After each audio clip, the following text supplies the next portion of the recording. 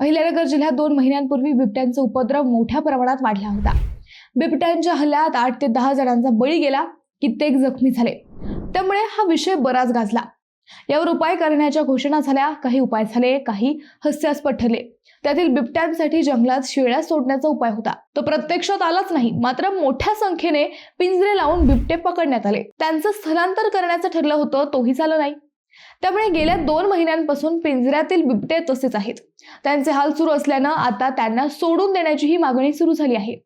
तर दुसरीकडे जंगलातील मोकळे बिबटे पुन्हा मानवी वस्तीकडे येऊ लागले आहेत। एकूण काय तर एवढी चर्चा आणि मोठा खर्च होणंही गुंता पूर्णपणे सुटलेला नाही। नमस्कार, मी अद्वैता आणि आपण पाहत आहात अहिल्यानगर लाईव्ह 24, नगरी घडामोडींचं परफेक्ट अनालिसिस।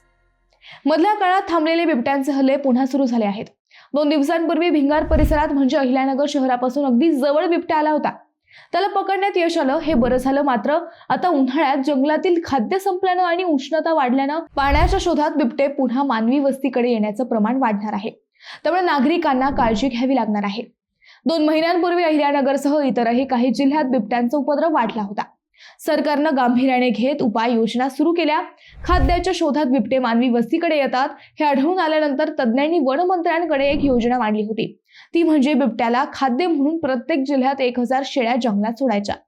सरकार शेळ्या खरेदी करणार आणि जंगलात नेऊन सोडणार, अशी ही योजना होती। वरवर चांगल्या दिसणाऱ्या या योजनेत अनेक अडचणी होत्या, शिवाय यशाची खात्री नव्हती। त्यामुळे ती प्रत्यक्षात आलीच नाही। उलट या योजनेची खिल्लीच अधिक उडवण्यात आली। असं असलं तरी प्रशासनानं काहीच केलं नाही असं नाही। अहिल्यानगर जिल्ह्यातही मोठे प्रयत्न झाले। अहिल्यानगर जिल्ह्यात बिबटे पकडण्यासाठी 200 पिंजरे दाखल झाले। विविध क्षेत्रात त्यांचं वाटप करण्यात आलं। टप्प्याटप्प्यानं 500 बिबटे पकडून त्यांना सुरक्षित ठिकाणी स्थलांतर करण्याची योजना वन विभागाने आखली होती।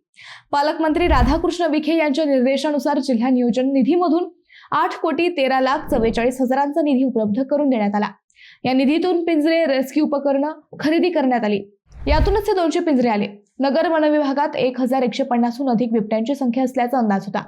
जिल्ह्यातील 897 गावे संवेदनशील म्हणून घोषित केली। पालकमंत्र्यांकडून यासंबंधीच्या उपाययोजनांवर दैनंदिन देखरेख ठेवून आढावा घेण्यात येत होता। जिल्हाधिकारी डॉक्टर पंकजाचिया व उपवनसंरक्षक धर्मवीर सालविठ्ठल यांनी यंत्रणा कामाला लावली। एका संस्थेच्या मदतीने बिबट्या आल्याची सूचना देणारी यंत्रणाही काही गावात बसवण्यात आली। यंत्रणा सक्रिय झाल्यानंतर मोठ्या संख्येने बिबट्या पकडले गेले। मात्र त्यातून नवा प्रश्न निर्माण झाला। या बिबट्यांना ठेवण्याची व्यवस्था असलेल्या जुन्नर येथील केंद्रात आता जागा नाही। त्यामुळे तिथे नवे बिबटे स्वीकारले जात नाहीत। अहिल्यानगर जिल्ह्यात असे पकडलेले 40 बिबटे असून त्यांची सुरक्षा आणि सांभाळ करण्याची वेळ स्थानिक वन कार्यालयांवर आली आहे। या भागात पकडलेले बिबटे पुणे जिल्ह्यातील जुन्नर येथे निवारा केंद्रात रेस्क्यू सेंटरमध्ये ठेवले जातात।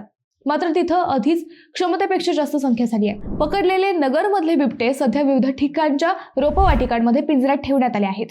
त्यांची सुरक्षा, त्यांच्या खाण्याची व्यवस्था यावर मोठा खर्च करावा लागतोय। तर कोपरगाव मधील एका बिबट्याला पूर्वीच ठार मारण्यात आलाय। खरं तर पकडलेले बिबटे गुजरात मधील वंतारा अभयारण्यात स्थलांतरित करण्याची योजना होती। नगर जिल्ह्यातील सुमारे 500 बिबटे तिकडे पाठवण्यात येणार असल्याचं त्यावेळी सांगण्यात आलं होतं। मात्र त्यात पुढे अनेक अडचणी आल्या, पण त्यामुळे 500 दूरच 5 बिबटे बाहेर कुठे पाठवता आले नाही। पकडलेले हे बिबटे सोडण्यासाठी सुरक्षित जागा नाही, त्यामुळे त्यांना तसेच पिंजऱ्यात ठेवण्यात आले आहे। आता यावरून नवा वाद सुरू झाला आहे। आष्टी तालुक्यातील जीवदया फाउंडेशननं यात लक्ष घातलं आहे। हा बिबट्यांचा छळ असून त्यांना सुरक्षित ठिकाणी सोडून द्यावे अशी मागणी करण्यात आली आहे। फाउंडेशनच्या पदाधिकाऱ्यांनी वनमंत्र्यांना पत्र पाठवले आहे। त्यांच्या मते विविध भागातून मोठ्या प्रमाणात बिबटे पिंजऱ्यात जेरबंद केले गेले होते, परंतु त्यांचे पुनर्वसन झालेले नाही। ज्या पिंजऱ्यात बिबटे कैद आहेत त्याच पिंजऱ्यात ते उभे आहेत। गेल्या 2 महिन्यांपासून एकाच जागी कोंडलेल्या बिबट्यांची अवस्था अतिशय दयनीय झाली आहे। अहिल्यानगर जिल्ह्यातील पारनेर तालुक्यातील वडगाव सावताळ या वनक्षेत्रात 19 बिबटे वेगवेगळ्या पिंजऱ्यात ठेवण्यात आलेले आहेत। गेल्या 2 महिन्यांपासून कमी जागेत या बिबट्यांना हालचाली नाही। उन्हात गरम झालेले पिंजरे यामुळे त्रस्त बिबटे पिंजऱ्याला धडका मारत असून काही जखमी होत आहेत। सरसकट जेरबंद करण्यात आलेल्या बिबट्यांपैकी काही गर्भवती असल्याची शक्यता आहे आणि त्यांना पिंजऱ्यात पिल्ले होण्याची शक्यता नाकारता येत नाही। निसर्गातील मुके प्राणी आपली व्यथा बोलू शकत नाहीत, त्यांना त्रास देणे योग्य नाही, याकडे त्यांनी लक्ष वेधले आहे। याबाबत संवेदनशील नागरिक, पर्यावरण प्रेमी, वन्यजीव प्रेमी व निसर्ग रक्षकांकडून तीव्र नाराजी व्यक्त केली जात आहे। त्यांची पिंजऱ्यातून सुटका करावी। जी काही पद्धत प्रक्रिया आहे ती तत्काळ वेगाने उपाययोजना करून बिबट्यांचं पुनर्वसन करावं अशी मागणी करण्यात आली आहे। एकूणच बिबट्यांचा प्रश्न पुन्हा गंभीर रूप धारण करत आहे. बिबट्यांच्या भीतीनं ग्रामीण भागात माणसांच्या कामावर आणि जीवनावर होणारा परिणाम वाईट आहे. शेतकरी रात्री शेतावर जात नाहीत, विद्यार्थी शाळेत जात नाहीत, सर्वजण सतत दहशतीच्या वातावरणात जगत असतात. त्यामुळे सामान्य माणसांच्या मनात बिबट्याविषयी संताप आहे, तर दुसरीकडे प्राणी मित्रांचा मुद्दाही रास्त आहे. जर बिबटे पकडले तर त्यांचे योग्य ते पुनर्वसन झालं पाहिजे, ही त्यांची मागणीही रास्त आहे. सगळ्यात महत्त्वाचा मुद्दा आहे त्यांच्या संख्येवर नियंत्रण ठेवण्याचा. त्यासाठी त्यांची नसबंदी करण्याचा प्रस्तावही पुढे आला होता, मात्र तोही पुढे जायला तयार नाही. कायदेशीर अडचणी, यंत्रणेच्या मर्यादा, लोकांच्या अपेक्षा, संस्थाची मागणी अशा समस्यांच्या जंगलात हा प्रश्न अडकला आहे. मित्रांनो, तुम्हाला या विषयावर नेमकं काय वाटतं हे आम्हाला कमेंट करून नक्की कळवा. शिवाय व्हिडिओ आवडला असेल तर चॅनलला सबस्क्राईब करून व्हिडिओला लाईक करायला विसरू नका. पुन्हा भेटू नव्या विषयावर. तोपर्यंत धन्यवाद.